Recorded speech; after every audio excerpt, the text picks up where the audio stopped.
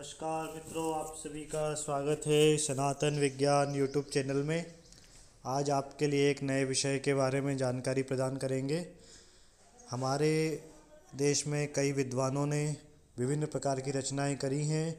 उनमें से एक पुस्तक है यज्ञ मीमांसा।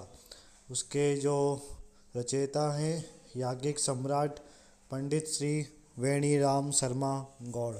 इनके माध्यम से यह पुस्तक की रचना की गई है। और मैं आपको इस पुस्तक के बारे में इसलिए बता रहा हूँ क्योंकि हमारे देश में हर त्यौहार में हर समय यज्ञ होते ही हैं। तो हमें जानना चाहिए कि यज्ञ क्या है, किस प्रकार से यज्ञ का महत्व क्यों है और कैसे यज्ञ हमारे देश में होते हैं। तो मैं केवल उसकी भूमिका आपको बताना चाहता हूँ। जो उन्होंने भूमिका में लिखा है उसी को मैं आपको बताऊँगा। तो उन्होंने एक श्लोक से के साथ प्रारंभ किया है। यो यज्ञे यज्ञ परमेरिज्यते यज्ञ संहितः तम यज्ञ पुरुषम विष्णुं नमामि प्रभुमीश्वरम। वेद चार हैं। चारों वेदों की 1131 शाखाएं हैं। उनमें कर्मकांड, उपासना कांड और ज्ञान कांड ये 3 भाग विभक्त हैं। इनके समस्त मंत्रों की संख्या 1 लक्ष है। लक्षम तो वेदश्चत्वारः लक्षम भारतमेव च। वेदों के 1 लक्ष मंत्रों में कर्मकांड के 80,000, उपासना कांड के 16,000 और ज्ञान कांड के 4,000 मंत्र हैं। इनमें सबसे अधिक मंत्र कर्मकांड में हैं। अतः स्पष्ट है कि वेदों में कर्मकांड के जितने मंत्र हैं उतने अन्य किसी विषय के नहीं हैं। इस दृष्टि से यदि यह कहा जाए कि वेदों में कर्मकांड भाग की ही प्रधानता है और कर्मकांड भाग ही वेदों का मुख्य विषय है तो कोई अत्युक्ति नहीं होगी। यदि वेदों से कर्मकांड भाग को निकाल दिया जाए तो वेद निर्जीव ही हो जाएंगे। अतः कर्मकांड भाग अर्थात यज्ञ भाग से ही वेद सजीव और महत्वपूर्ण हैं। इस कर्मकांड भाग में विशेषकर यज्ञों का ही प्राधान्य है। अतः वेदों का मुख्य विषय यज्ञ ही है। वेदों से ही वेद प्रतिष्ठित और मान्य हैं। इसलिए यज्ञों के रक्षार्थ सभी को, विशेषतः वैदिक धर्म के अनुयायियों को पूर्ण सचेष्ट रहना चाहिए। यज्ञ वैदिक संस्कृति का प्रधान अंग है।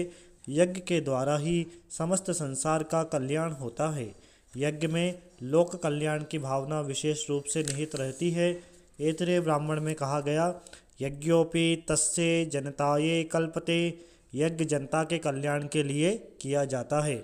यज्ञ में लोक कल्याण की भावना मुख्य है। अतः लोक कल्याण की दृष्टि से सभी युगों में यज्ञ की नितांत आवश्यकता है। हमारे धर्माचार्यों ने मनुष्य के लिए जितने भी धर्म कहे हैं वे सभी यज्ञ लक्षण से संयुक्त यज्ञमय हैं। प्राचीन ऋषि मुनियों ने शास्त्रों के अनुसार ही अपना जीवन यज्ञ में बनाया था।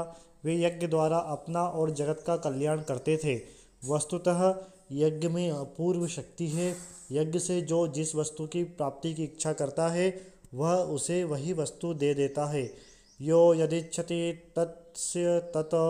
अतः स्पष्ट है कि संसार में ऐसी कोई वस्तु नहीं है जो यज्ञ के द्वारा प्राप्त न हो सके। यज्ञ से केवल यह लौकिक धन धान्य संतति आदि वस्तुओं की ही नहीं किंतु पारलौकिक मोक्ष आदि की भी प्राप्ति होती है। जिन यज्ञों के द्वारा लोक लोकांतर के महत्वपूर्ण अद्भुत मोक्ष आदि की प्राप्ति होती है उनका सर्वत्र प्रचार होना चाहिए, जिससे हमारा भारतवर्ष पुनः यज्ञ देश कहला सके। समय की अद्भुत गति है। जो भारतवर्ष पहले यज्ञ देश कहलाता था आज वही अयज्ञ देश होते जा रहा है। जिस भारतवर्ष में पहले यज्ञों के प्रति श्रद्धा भक्ति थी आज उसी भारत में यज्ञों के प्रति अश्रद्धा का साम्राज्य छा गया है। यज्ञों के नाम से लोग चिढ़ने लगे हैं।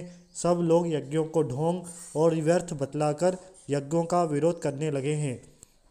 उसी का भयंकर परिणाम है कि आज गीता के यज्ञात् भवति पर्जन्यः का यथार्थ फल प्राप्त नहीं हो रहा है। कहीं अतिवृष्टि तो कहीं अनावृष्टि हो रही है, जिससे उचित मात्रा में अन्न पैदा नहीं हो रहा है। अन्न की कमी से सारा देश पीड़ित और त्रस्त है। किसी को भी सुख शांति नहीं है। अतः सुख शांति के स्थापनार्थ सबको श्रद्धा भक्तिपूर्वक वेदोक्त यज्ञों को अपनाना चाहिए। वेदोक्त यज्ञों को अपनाने से ही मानव जीवन सुखमय बन सकता है, अन्यथा कठिन है।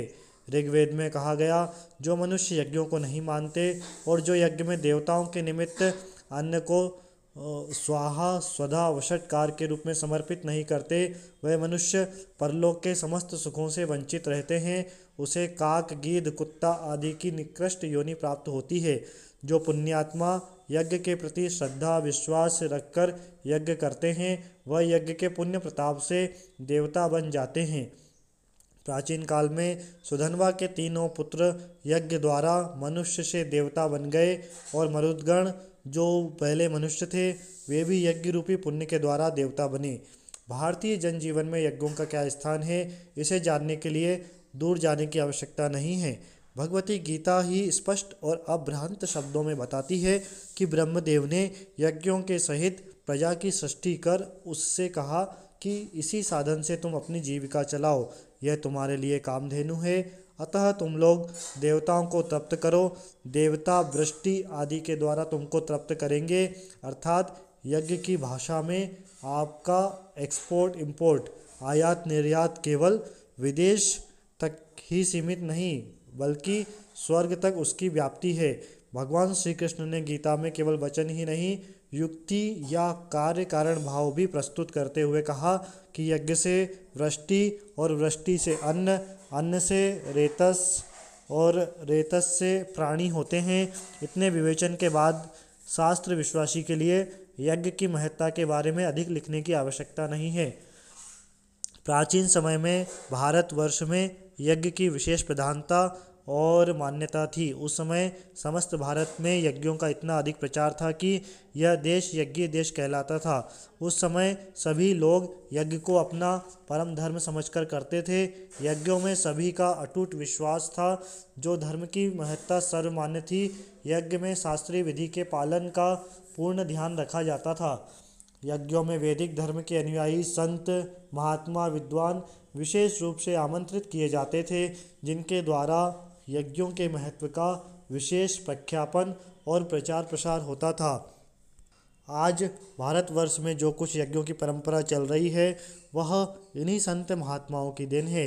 इधर कुछ वर्षों से यज्ञों की परंपरा उच्छिन्न प्राय हो चली थी, जिसे सौभाग्यवश त्याग तपोमूर्ति श्री स्वामी करपात्र जी महाराज ने इसे पुनर्जीवित किया, जिसके लिए उन्होंने दिल्ली से लेकर कानपुर, काशी, बम्बई जैसे अनेक महानगरों में वैदिक शाखा सम्मेलन और कोटि होमात्मक शतमुख महायज्ञ करवाकर वैदिक धर्म को विशेष जागृत किया, जिससे आज समस्त भारत के कोने कोने में यज्ञों का प्रसार हो गया है।